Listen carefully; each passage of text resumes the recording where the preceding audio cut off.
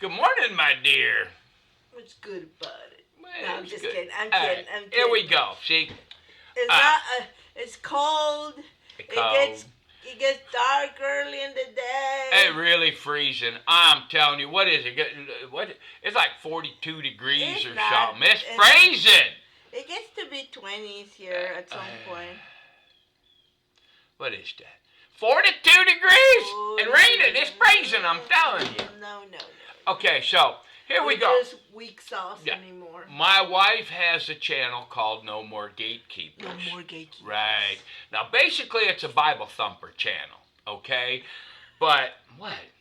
Well, you know what I mean. think Yeah. people don't say that with, it's meant to be derogatory. Why do I smell mint? That's not mine. It Is it? Yeah. Oh, anyway, Minty.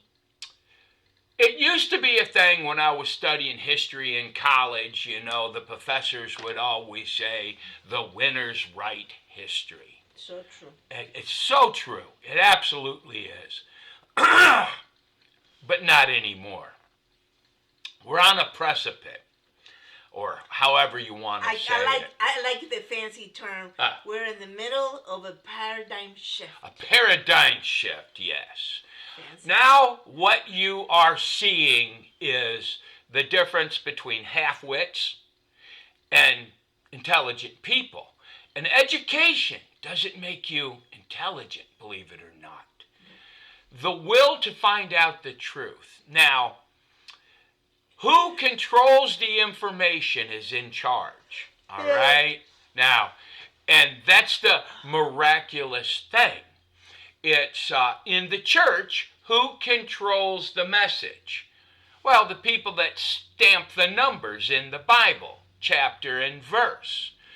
They can translate the Bible any way they want to. Or can they?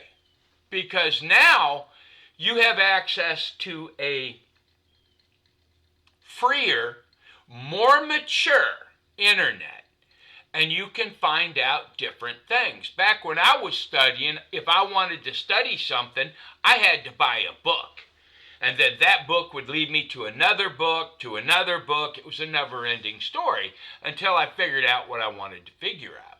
Now, you can get online. There's clubs and everything. And, you know, people can't censor you online like that little half-wit Zuckerberg. And yes, I called you a half-wit because in my opinion, you're a coward. Because you caved to political pressure from the left. But the left's narrative of hate and divisiveness is falling apart because they don't control the message anymore. And it's just like now, people have more access to both religion and the truth, all right? Yeah, they sat around Trump sucky suck for 4 years, or, well, 8 years, probably more. But, you know, and they attacked him and attacked him and attacked him. But it was all he said, she said. And because they controlled the narrative, okay, their side of the story is the only side that got out, okay? Mm-hmm. But now the story is developing because you have freedom of speech. You have the X platform and several other platforms where freedom of speech is getting out there. You might not agree with the other position, but you have the opportunity to look. And my firm belief is if you don't listen to the other side, you're a half-wit, okay? You want your racism and your bigotry, you want it confirmed. You don't want to know the truth. And trust me, the left is absolutely in racial ideology. That's their platform. Decisiveness and racism.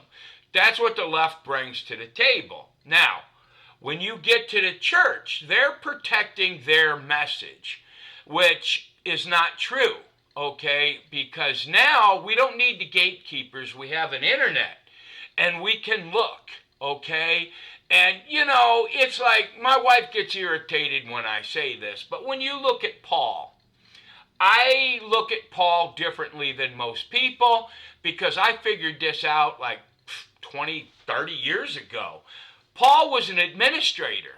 To my knowledge, we don't have any records of him actually preaching, really. What we have is him being reactionary.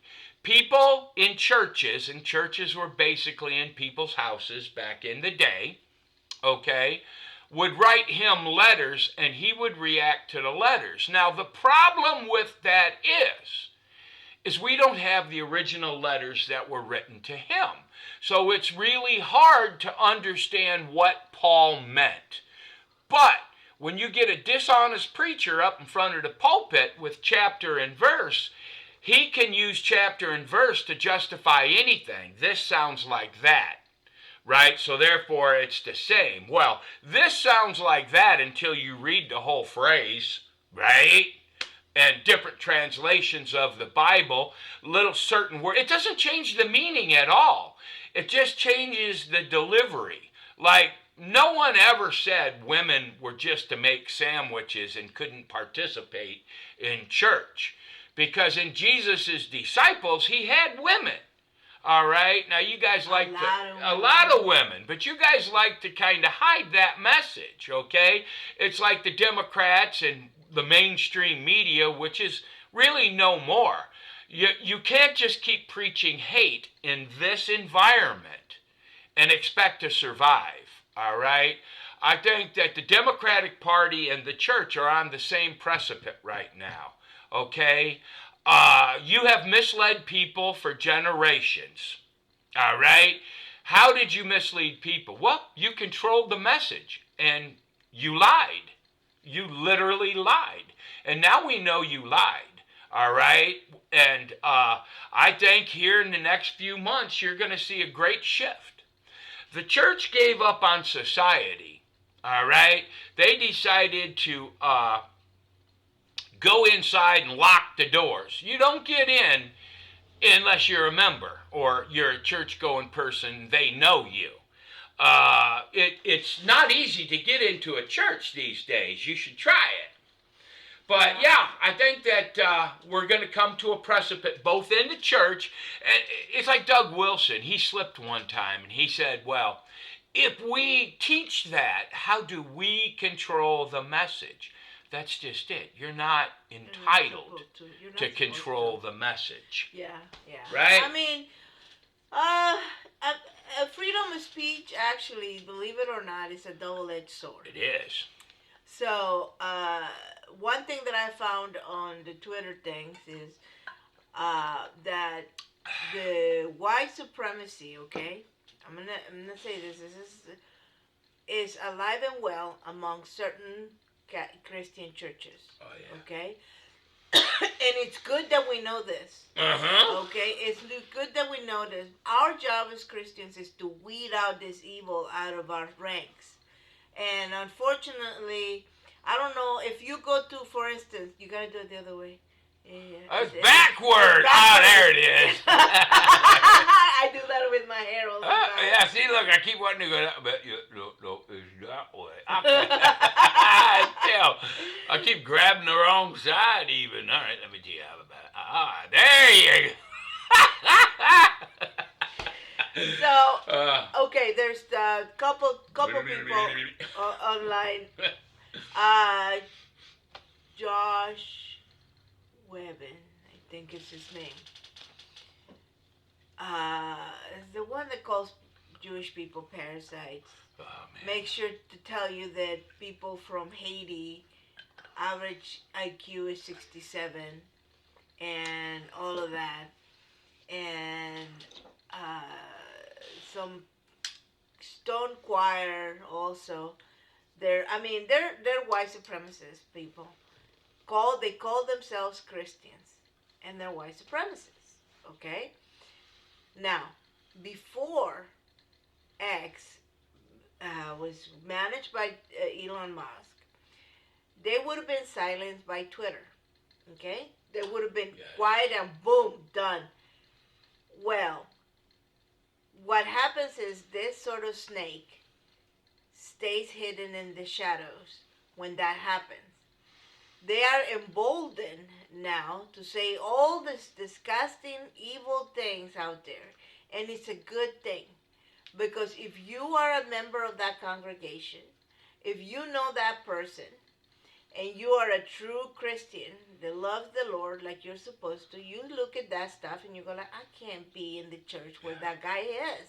He is a pastor, supposedly. Yeah. Right?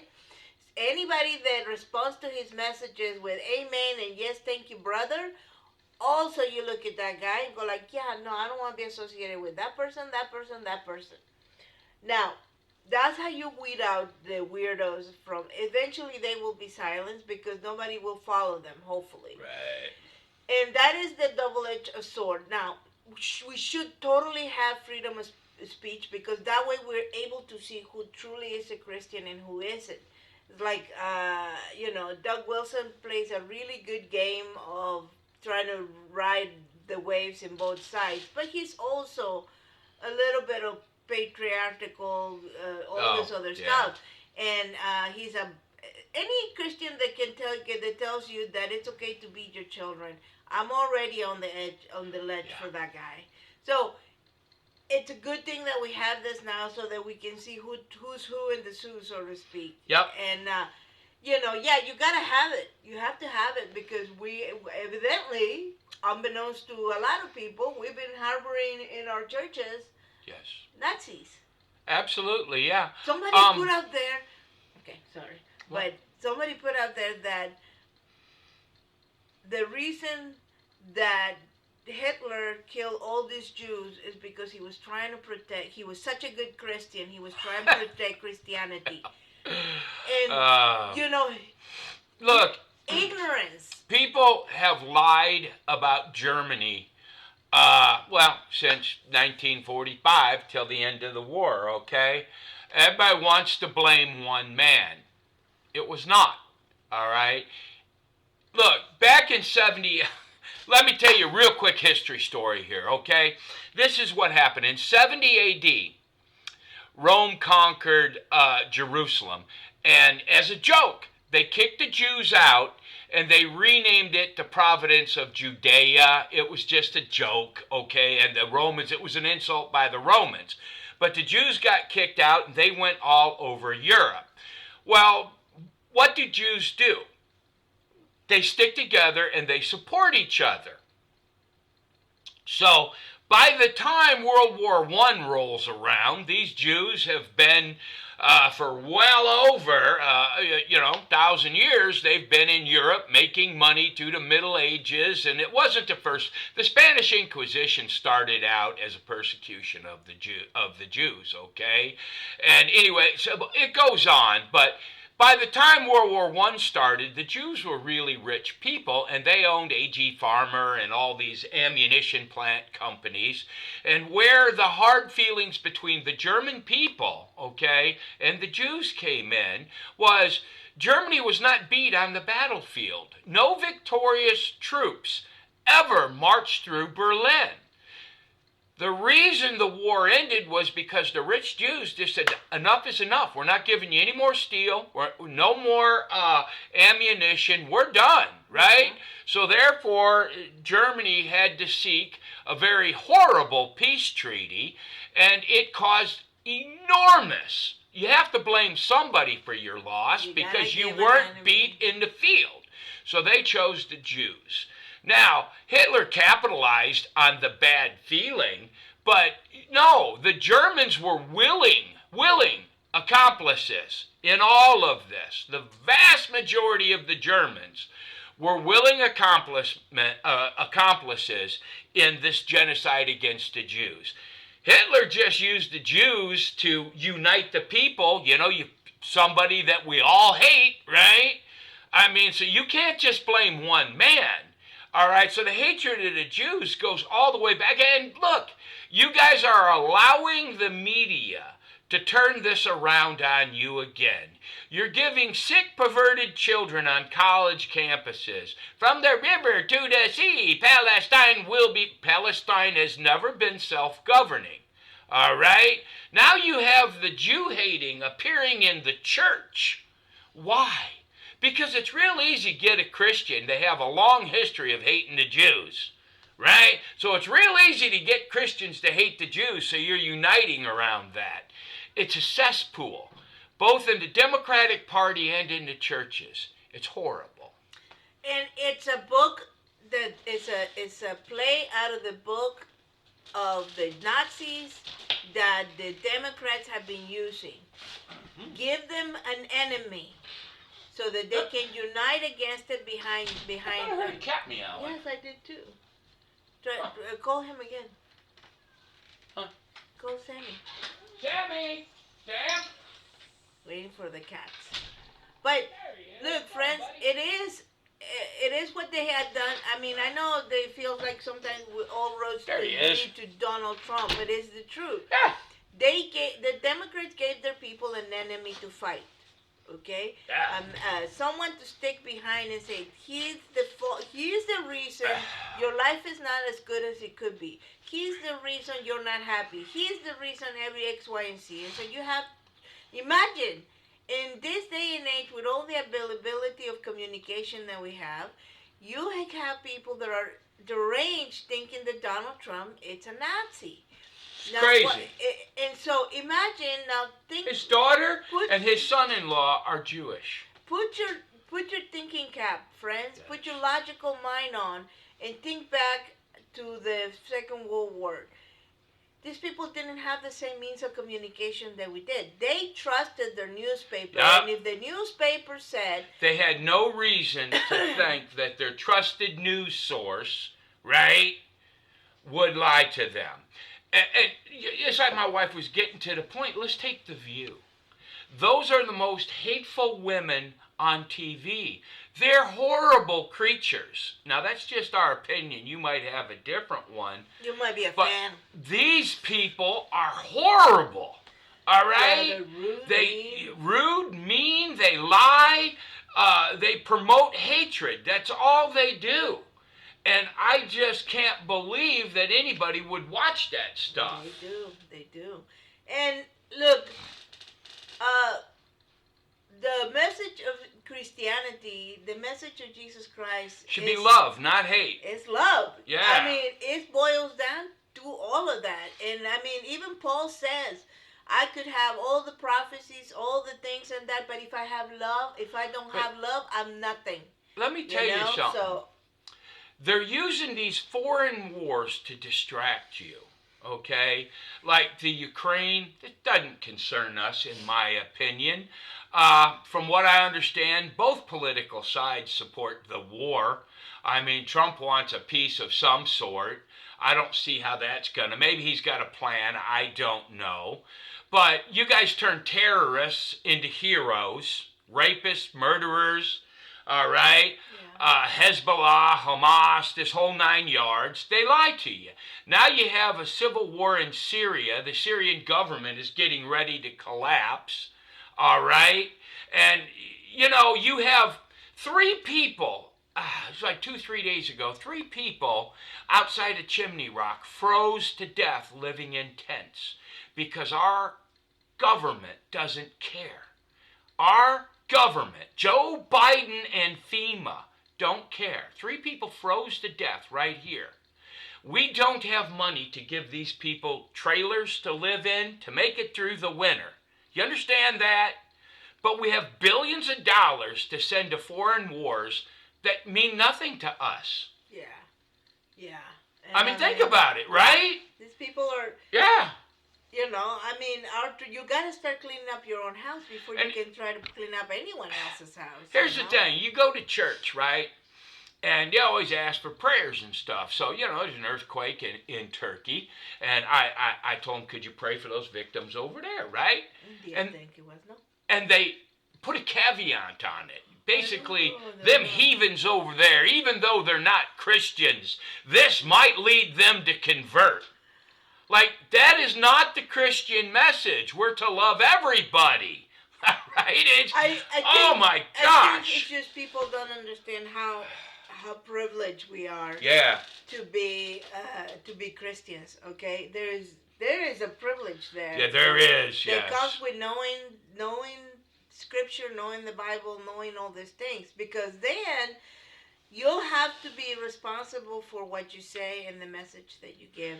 Yeah. And let me tell you, uh, that it is a privilege, but it doesn't mean that it buys you anything about it. It just means with the privilege comes huge responsibility. And you have to be smart enough to see through all of this stuff, right? And I mean, most people, the truth is right there in front of your face and you don't want to see it. Here's the thing, you people just love to believe that Donald Trump committed all these crimes, okay? Now, I'm going to tell you right now, you're never going to know for sure. Because if they wanted an honest trial, they wouldn't have tried him in Georgia and they wouldn't have tried him in New York. They would have gave him a change of venue, which he asked for. Or it's like my favorite one there in Georgia. They wouldn't even let him testify. Judge told him, "Shut up. We don't want to hear about you. We're done listening to you." This is pure hatred. This is not justice. But now here's how you're going to know that if this happens, and I have every reason to believe it happened, or it's going to happen, you watch, Joe Biden's going to throw a blanket pardon out for a whole bunch of people. And if that's the case, you know it is exactly like it has been. It's your own personal hatred because you believed what the media was telling you. And it's, in my opinion, all of this has been he said, she said. All right? There's no evidence on anything. It's just how you interpret it. Most people think themselves able to think past the hysteria. And they're not. Being able to think past the biases and things like that. So, there used to be this one time and it's called, this is the thing called mass hysteria. Mm-hmm. Meaning that it infects people left and right, and people start to believe and see things that they don't really see. Right. Okay. Remember in Colorado, the guys with the kitty, supposedly this guy. Oh, yeah. Somebody, Well, the story was that this guy put a cat in a basket and tied a whole bunch of helium balloons to it, and it was flying over Denver, Colorado. It didn't happen, but you had people calling in. Saying that it's convinced that they had just seen the cat. Left and right. Mass hysteria. Yeah. Okay. Again, I give you another example. A very well known. War of the Worlds. Orwell. Yeah. Okay? He had a radio show.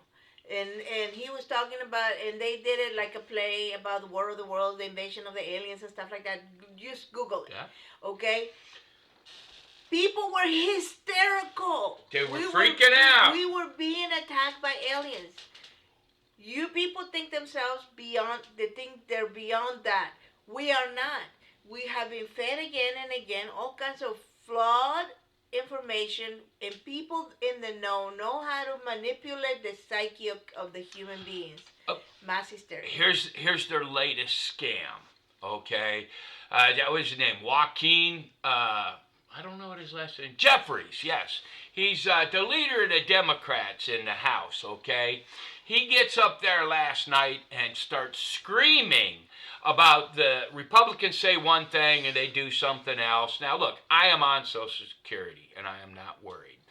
The Republicans have been talking for years, but they could never get past the Democrats of changing Social Security, making the program better, more efficient. There are people on Social Security right now that are not even citizens and that are dead. And their next of kin, so to speak, is lying on the forms when they're sending them out.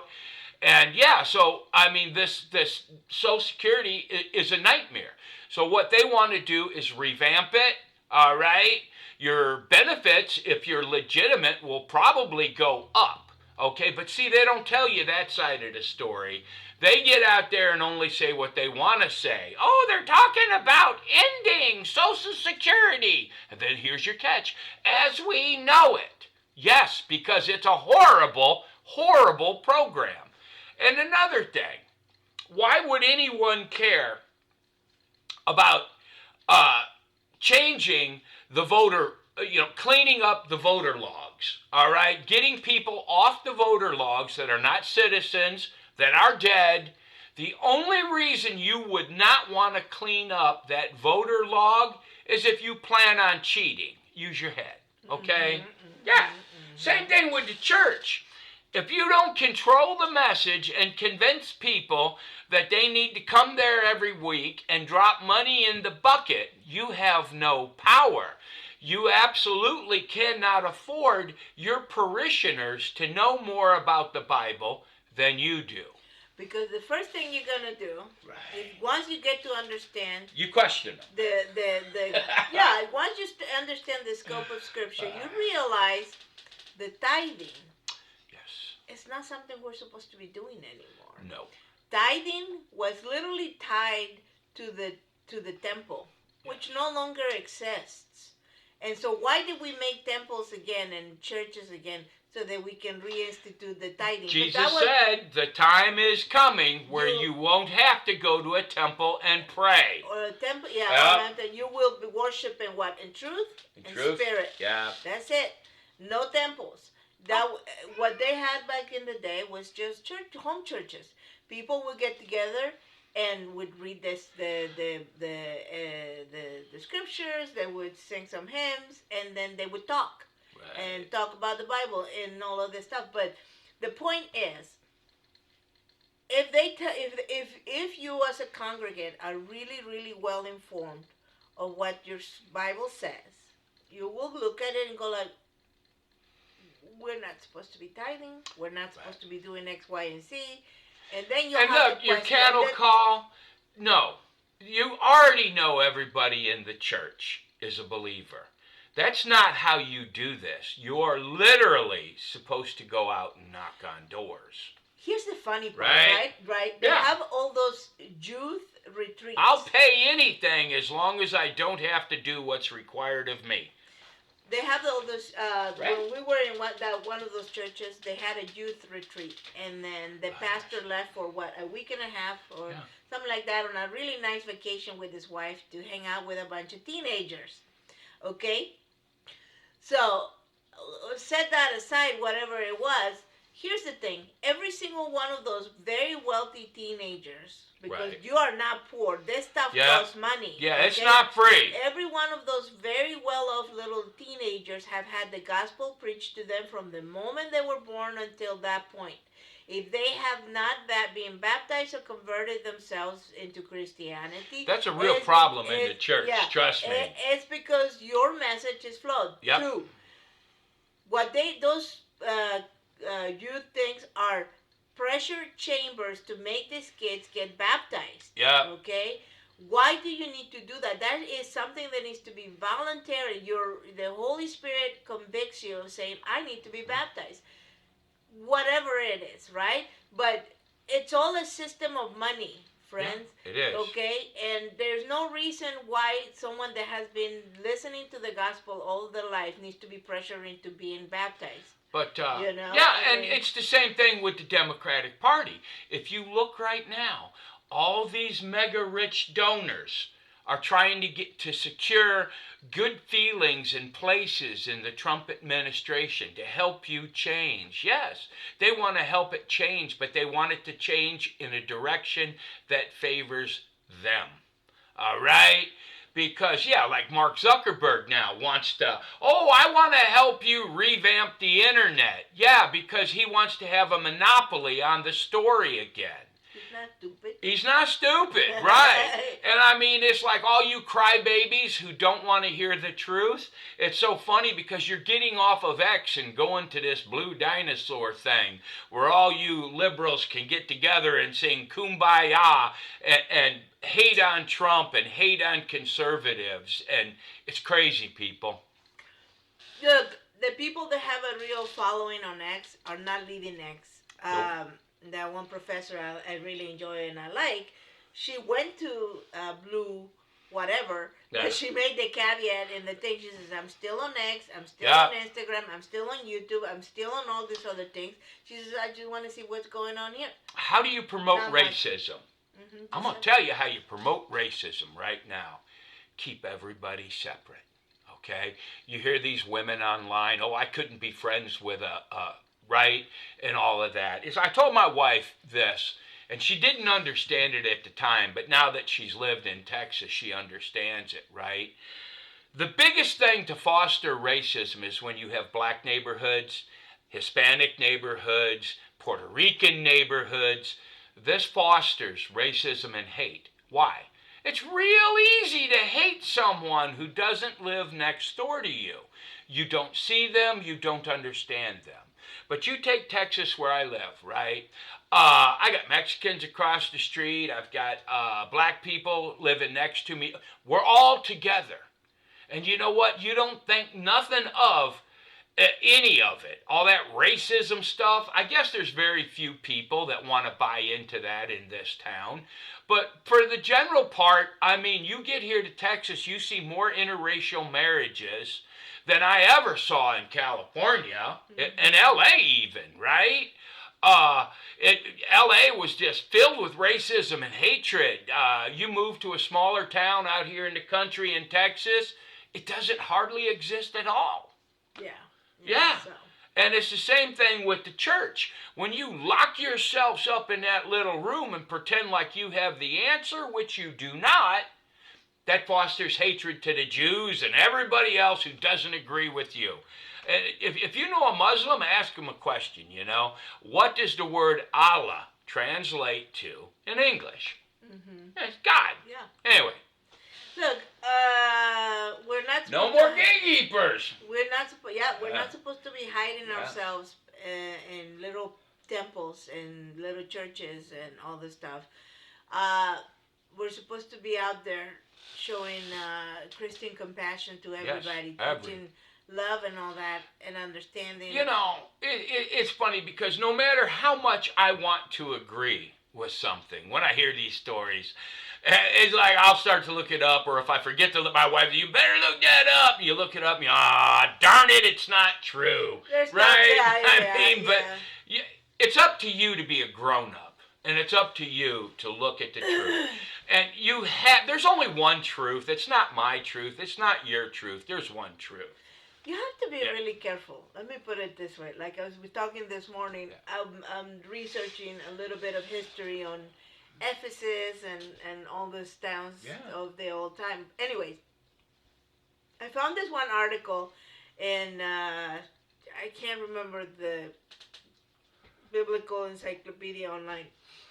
And by then, they were talking about Ephesus, how it was a really great city, a great source of learning, libraries and all this stuff, right?